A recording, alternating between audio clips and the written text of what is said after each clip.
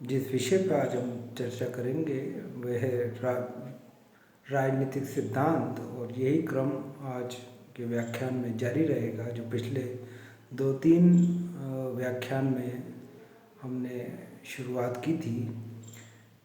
इस बात को समझना ज़रूरी है कि राजनीतिक सिद्धांत या सिद्धांत का अर्थ क्या है। तो मैंने आपको कहा था किसी घटना, तथ्य या प्रक्रिया की व्याख्या करने को मोटे तौर पर सिद्धांत कहा जाता है। परंतु सिद्धांत सिर्फ व्याख्या करना ही नहीं है, बल्कि एक संरचनात्मक ढांचे का निर्माण करना है और साथ ही साथ विषय को और अधिक स्वायत्त और स्वतंत्र बनाना भी सिद्धांत का उद्देश्य होता है। मैंने आपको बताया था हर विषय के अपने कुछ सिद्धांत होते हैं जिनकी वजह से उस विषय को एक स्वायत्त स्वरूप मिलता है। इसी उन सिद्धांतों की वजह से ही उस विषय को दूसरे विषयों से अलग और स्वायत्त पहचान मिलती है। यही वजह है कि आप कोई भी विषय जब आप पढ़ते हो तो उसमें सिद्धांत भी पढ़ाए जाते हैं, जैसे अर्थशास्त्र के सिद्धांत, समाजशास्त्र के सिद्धांत या राजनीति शास्त्र के सिद्धांत।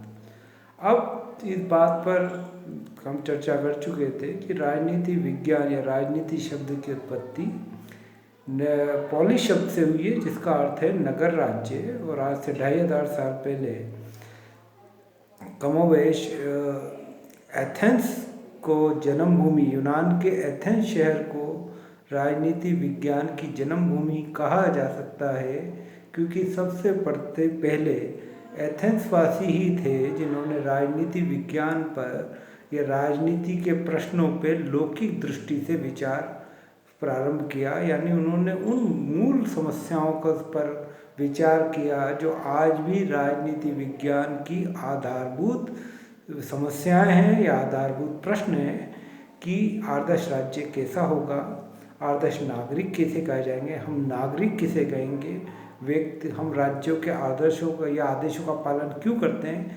ये सब राजनीति विज्ञान के मूल प्रश्न हैं जिसका जवाब समय समय पर अलग अलग विद्वानों ने अलग अपने अपने ढंग से दिया है।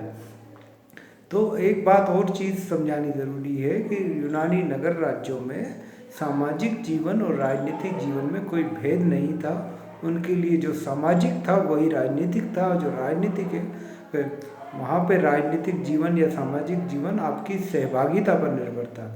इसलिए राजनीति विज्ञान की जन्मभूमि हम यूनान या एथेंस से मानते हैं, क्योंकि उन्होंने ही राजनीति के मूल प्रश्नों पर लौकिक दृष्टि से विचार करना प्रारंभ किया। अब मैंने आपको बताया था कि मनुष्य के जीवन के कई पक्ष होते हैं। एक मनुष्य के एक पक्ष सामाजिक हो सकता है, दूसरा पक्ष राजनीतिक हो सकता है और तीसरा पक्ष आर्थिक हो सकता है। इसी तरह उसका सांस्कृतिक और धार्मिक या आध्यात्मिक पक्ष हो सकता है। तो मनुष्य तो एक ही रहेगा, परंतु उसके जीवन के अलग अलग पक्ष रहेंगे और इन्हीं जीवन के अलग अलग पक्षों का अध्ययन विभिन्न समाज विज्ञानों द्वारा किया जाता है। मनुष्य के आर्थिक जीवन का पक्ष का अध्ययन उसके अर्थशास्त्र द्वारा किया जाता है। मनुष्य के सामाजिक जीवन का अध्ययन समाजशास्त्र द्वारा किया जाता है। मनुष्य के राजनीतिक जीवन का अध्ययन राजनीति विज्ञान द्वारा किया जाता है। और हमें ये बात भी समझनी होगी कि एक मनुष्य होने के नाते हमारे जीवन का एक पक्ष दूसरे पक्ष को प्रभावित भी करता है। यानी हमारे जीवन का आर्थिक पक्ष सामाजिक पक्ष को प्रभावित करता है, सामाजिक पक्ष आर्थिक पक्ष को प्रभावित करता है और आर्थिक और सामाजिक मिलकर सांस्कृतिक, धार्मिक या आध्यात्मिक पक्षों को भी प्रभावित करते हैं। इस तरह मनुष्य के जीवन के लगभग जो भी पक्ष है वो बिल्कुल अलग पृथक नहीं है। इसलिए हमें यह आवश्यक है कि हम जब राजनीति विज्ञान का अध्ययन करें तो साथ साथ दूसरे समाज विज्ञानों का भी मोटे तौर पर अध्ययन जरूरी हो जाता है, क्योंकि हम ये बात मानते हैं कि मनुष्य के जीवन का कोई भी पक्ष ऐसा नहीं है जो बिल्कुल स्वतंत्र हो, बल्कि एक पक्ष दूसरे पक्षों पर आश्रित है, निर्भर है। तो इस तरह से मनुष्य के जीवन की एक जटिलता हमारे सामने आती है। मैंने आपको बताया था कि राजनीति विज्ञान में सामान्यतः दो प्रकार के सिद्धांत पाए जाते हैं। पहला है मानकीय सिद्धांत और दूसरा है अनुभवात्मक सिद्धांत। मोटे तौर पे मानकीय सिद्धांत आदर्शों पर बल देता है, इसी आदर्श की प्राप्ति पर बल देता है, वो क्या होना है की तुलना में क्या होना चाहिए पर बल देता है। वे साथ ही साथ अध्ययन की जो पद्धतियाँ हैं उसकी ऐतिहासिक, दार्शनिक और कानूनी हैं। आधुनिक दृष्टिकोण यथार्थ के अध्ययन पर बल देता है, वो इस बात पर कि क्या होना चाहिए से ज़्यादा महत्वपूर्ण है क्या है। और राजनीति विज्ञान में आधुनिक दृष्टिकोण की शुरुआत व्यवहारवादी क्रांति से हुई है। अब व्यवहारवाद क्या है इस चीज़ को हम समझें। देखिए 16वीं शताब्दी के बाद से ही प्राकृतिक विज्ञानों ने या विज्ञानों का विकास हुआ, इसके साथ तकनीक का विकास हुआ। विज्ञानों ने कुछ आधारभूत नियम खोज निकाले जिसकी वजह से मानव सभ्यता को गति मिली। जब विज्ञानों का तो 16वीं से लेकर 19वीं शताब्दी तक मानव जीवन में बिल्कुल एक आधारभूत जो परिवर्तन आया, उसके पीछे वैज्ञानिक सोच और तर्क पद्धति थी जिस पर प्राकृतिक विज्ञान आश्रित थे। ये प्रभाव सामाजिक विज्ञानों पर भी पड़ा कि वे भी अपनी अगर अध्ययन पद्धति बदल देंगे, उसे ज़्यादा वैज्ञानिक बनाएंगे, उसे ज़्यादा तार्किक बनाएंगे, तो वे भी विज्ञानों की तरह कुछ आधारभूत और सामान्य नियमों की खोज कर सकते हैं जिससे उनके विषयों का विकास हो सके। 19वीं शताब्दी के बाद 20वीं शताब्दी जैसे ही आई और प्रथम विश्व युद्ध के बाद पूरी दुनिया जिस ढंग से बदल रही थी, आवश्यकता इस बात पर महसूस होने लगी कि अब जिस तरह विज्ञान में प्रत्येक विज्ञान में या जो आप भौतिक शास्त्र पढ़ते हैं या रसायन शास्त्र पढ़ते हैं या हम जीव विज्ञान या वनस्पति शास्त्र पढ़ते हैं, उन सब के अध्ययन की एक इकाई है। जैसे जीव विज्ञान कोशिका का अध्ययन करता है, भौतिक की वस्तुओं का अध्ययन करता है, वस्तुओं की गतियों का अध्ययन करता है, और रसायन शास्त्र रसायनों का अध्ययन करता है। उसी तरह समाज विज्ञानों के अध्ययन की भी एक मूल इकाई होनी बहुत आवश्यक है। अब ये मूल इकाई समाज विज्ञानों में क्या हो सकती है, क्या वो चीज़ है जिसको आधार बनाकर हम अध्ययन कर सकते हैं समाज विज्ञानों का। तो समाज विज्ञानों के अध्ययन की जो प्रारंभिक इकाइयाँ थी वो राज्य को अध्ययन कर रही थी या सामाजिक समुदायों का अध्ययन कर रही थी, लेकिन ये सब माना गया कि जितने भी संस्थाएं हैं, चाहे राज्य है, परिवार है या आपका समाज है, उन सब की जो केंद्र बिंदु है वो मनुष्य है और मनुष्य ही केंद्र बिंदु है। अतः समाज विज्ञानों के अपने अध्ययन का जो विषय है, जो केंद्र बिंदु है, वो मनुष्य को बनाना चाहिए। अब मनुष्य में भी क्या, तो ये बात निकल के सामने आई कि मनुष्य के व्यवहार का अध्ययन करना चाहिए, क्योंकि मनुष्य ही है जो समाज के स्वरूप का निर्धारण कर रहा है, मनुष्य ही जो परिवार का स्वरूप का निर्धारण करता है, मनुष्य ही है जो राज्य और समुदायों के स्वरूप का निर्धारण कर रहा है। इसका मतलब ये है कि मनुष्य एक इकाई के रूप में अध्ययन किया जा सकता है। अब मनुष्य में भी मनुष्य का व्यवहार का अध्ययन किया जाना चाहिए, क्योंकि ये सारी संस्थाएं मनुष्य के व्यवहार पर ही आधारित हैं। इसलिए आप ऐसे राज्य की कल्पना नहीं कर सकते जिसमें मनुष्य ना हो, आप ऐसे परिवार की कल्पना नहीं कर सकते जिसमें मनुष्य ना हो, आप ऐसे समाज की कल्पना या समुदाय की कल्पना नहीं कर सकते जिसमें मनुष्य ना हो। यानी जब हम एक इकाई ढूंढने निकले समाज विज्ञानों के अध्ययन की कि हमें एक इकाई चाहिए जिसको हम आधार बनाकर समाज विज्ञान में भी कुछ सामान्य नियम खोज सके, तो हमारा ध्यान सबसे पहले मनुष्य और उसके व्यवहार पे गया और इसी बात से व्यवहारवादी क्रांति का श्री गणेश शुरुआत हुई। और व्यवहारवादी क्रांति से ही राजनीति विज्ञान में आधुनिक दृष्टिकोण की शुरुआत मानी जाती है।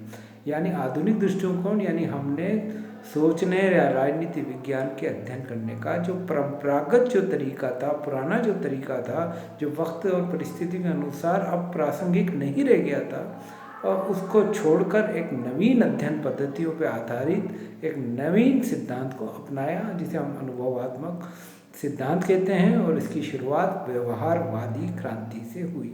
राजनीति विज्ञान में व्यवहारवादी क्रांति से ही राजनीति विज्ञान के आधुनिक दृष्टिकोण की शुरुआत हुई और इसने सबसे व्यवहारवाद का अर्थ सामान्यतः ये है कि ये किसी भी घटना, प्रक्रिया या तथ्य का अध्ययन करने के लिए केंद्र बिंदु मनुष्य और उसके व्यवहार को मानता है।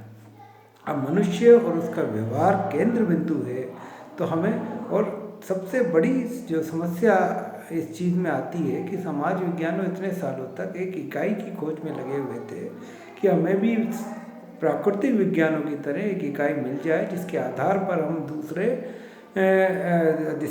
पर हम जिसको केंद्र बिंदु बनाकर हम उस विषय का अध्ययन कर सकें और विषय को वैज्ञानिक स्वरूप दे सकें।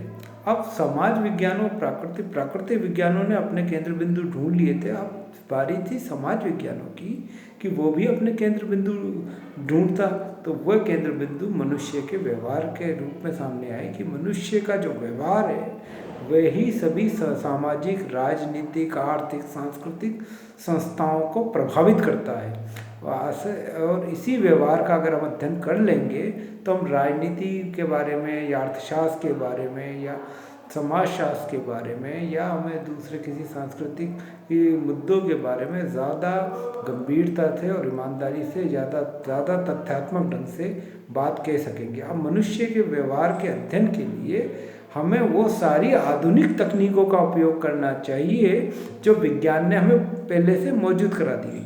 अब मनुष्य के व्यवहार मनुष्य केंद्र बिंदु है और मनुष्य का व्यवहार केंद्र बिंदु है। अब उसका अध्ययन कैसे किया जाए, तो उसके अध्ययन के लिए जितनी भी वैज्ञानिक पद्धतियां आज मौजूद हैं, जो विज्ञानों का विकास हुआ उसके फलस्वरूप अस्तित्व में आई, उन सब का प्रयोग किया जाए ताकि मनुष्य के व्यवहार का अध्ययन किया जा सके। अब ये बड़ा क्रांतिकारी सिद्धांत था, बड़ा क्रांतिकारी सोच थी समाज विज्ञानों की, और ये किसी एक विषय तक ही सीमित नहीं था। राजनीति विज्ञान के साथ साथ ये सारे समाज विज्ञानों में ये बात चली कि मनुष्य के व्यवहार को हम केंद्र बनाकर कुछ बड़े सामान्य सिद्धांतों का निर्माण कर सकते हैं, ठीक उसी तरह जिस तरह प्राकृतिक विज्ञानों ने कुछ सामान्य सिद्धांतों का निर्माण कर लिया। जैसे गति का नियम आया, गुरुत्वाकर्षण का नियम आया, ये सारे नियम विज्ञान ने खोज लिए थे।